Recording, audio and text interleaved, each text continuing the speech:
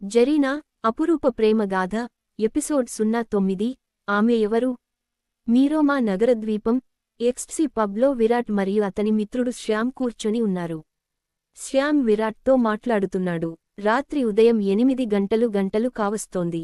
మంచి powerful boss music నడుస్తోంది. Party మూడ్లో పబ్కి వచ్చిన వాళ్ళు అందరూ ఎగురుతున్న సమయం అది. గిర్రుమని పార్టీ లైట్స్ వెలిగి ఆడుతున్నాయి. డ్రగ్స్ మత్తులో ఎవరు ఎవరిని ఎక్కడెక్కడ పట్టుకుంటున్నారో, ఎవరు ఎవరిని ఎక్కడెక్కడ తడుముకుంటున్నారో తెలియడంలేదు. ఒకరిమీద ఒకరికి 25% ప్రేమం కలిగి 35% కామంతో కలిసిపోయి ఆ రాత్రిని ఆ పబ్లోని గ్లాస్ రూమ్స్లో గడపడానికి క్యూ కట్టిన జంటలు. ఇది ఆ పబ్ పరిస్థితి. ఈ గోల ఈ విధంగా ఆ పబ్లో నడుస్తోంటే శ్యామ్ తన మనస్సులోని మాటలు విరాట్తో ఇలా విన్నమించుకుంటున్నాడు.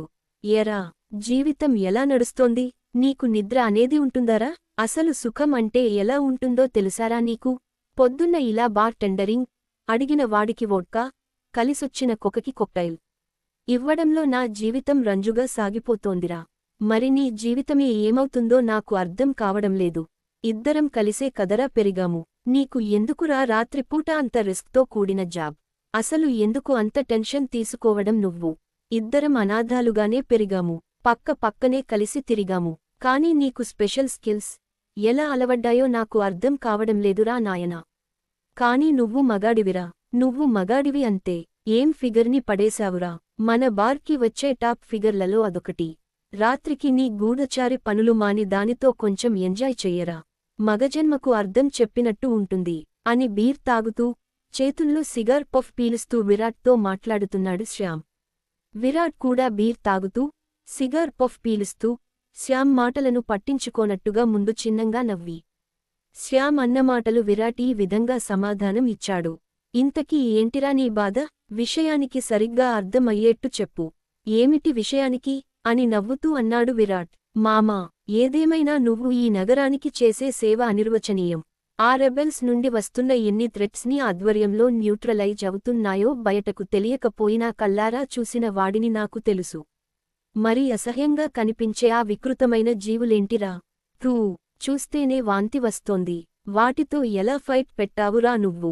అయినా నువ్వు మగాడివిరా విరాట్. అప్పుడెప్పుడో క్రికెట్లో విరాట్ కోహ్లీ అని ఒకడు ఉండేవాడు అంట. వాడు మగాడు అనేవారు అప్పుడు. బాటింగ్లో వాడే మగాడు. వాడి తరువాత నా ఎదురుగ్గా ఉన్న ఈ విరాట్ అసలైన మగాడు. ఆ దెయ్యాలను ఏం కాల్చి దొబ్బావురా నువ్వు? ఒక్కొక్కటి అలానీ బుల్లెట్ దెబ్బలకి ఎగిరి పడుతూ ఉంటే నాకు చూడముచ్చటేసింది సుమి. ఆ రోజు నా ప్రాణాలు నువ్వు కాపాడినందుకు నీకు నేను ఏదోకటి చేసి రుణం తీర్చుకోవాలని అనిపించేసింది.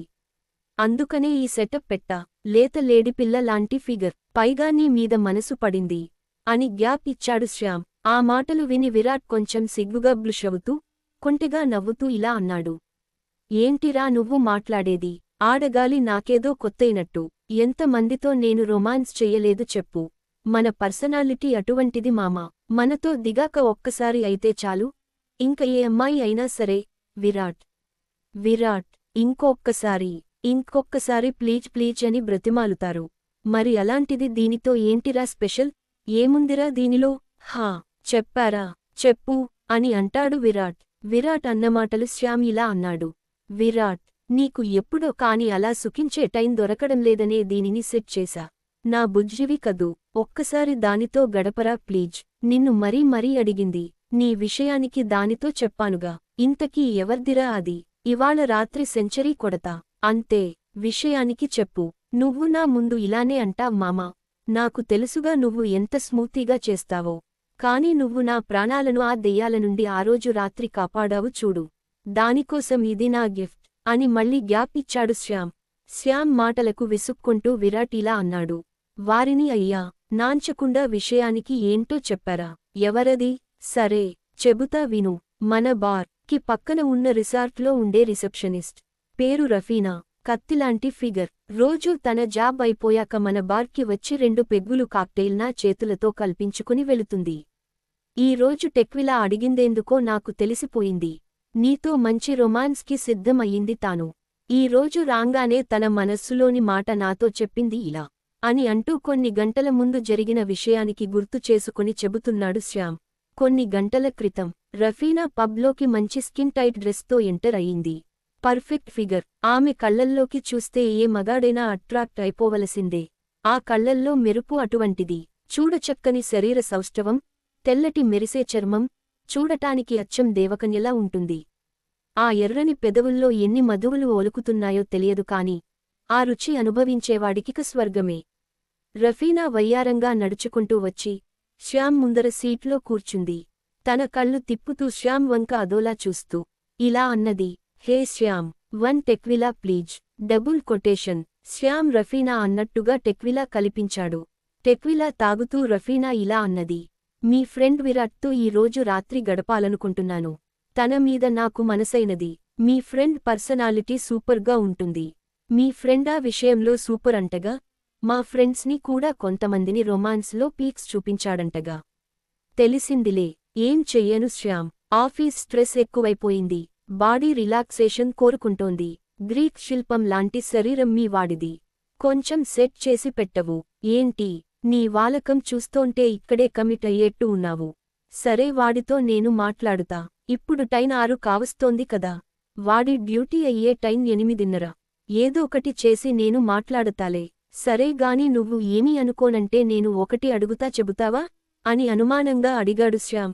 దానికి బుగ్గల క్రింద చెయ్యి పెట్టుకుని మెత్తగా అన్నది రఫీనా ఇలా. ఏమిటది? పర్వాలేదు చెప్పు. నీకు విరాట్ అంటే ఇష్టమైతే వాడిని పెళ్లి చేసుకోవచ్చుగా. వాడిని ప్రేమించి చూసుకునే వాళ్ళు లేక వాడు ఒకలా అయిపోయాడు. మరి ఇందులో నీ ఉద్దేశం అని తన ఫీలింగ్ ఎక్స్ప్రెస్ చేశాడు శ్యామ్. ఆలోచించాల్సిన విషయమే. ముందు విరాట్తో డేట్ ఇవాళ రాత్రి అయ్యాక ఆలోచించుకుని ముందు నీకే చెబుతా. ఓకేనా? ఇవాళ రాత్రి విరాట్ నాకు కావాలి అంతే. రాత్రికి మా ఇద్దరినీ విరాట్ ప్లస్ రఫీనా చేసే బాధ్యత నీదే మరి. ఓకేనా? మరి ఇక్కడ గ్లాస్ రూంలో సెట్ చెయ్యనా? వద్దు. విరాట్ ఫ్లాట్లో మేము ఇద్దరం కొంచెం ప్రైవేట్గా టైం గడపాలి. అప్పుడైతే డిసైడ్ అవ్వగలను. మరి నేను మేకప్తో రెడీ అవ్వాలి. విరాట్తో కొంచెం మాట్లాడు. నువ్వు అన్నది బాగుంది. ఇవాళ రాత్రి చూసి రేపు ఎస్ చెప్పేస్తానేమో. రాత్రి మాత్రం వాడు కావాలి మరి. ఓకేనా? మరిచిపోవద్దు అని అన్నది రఫీనా.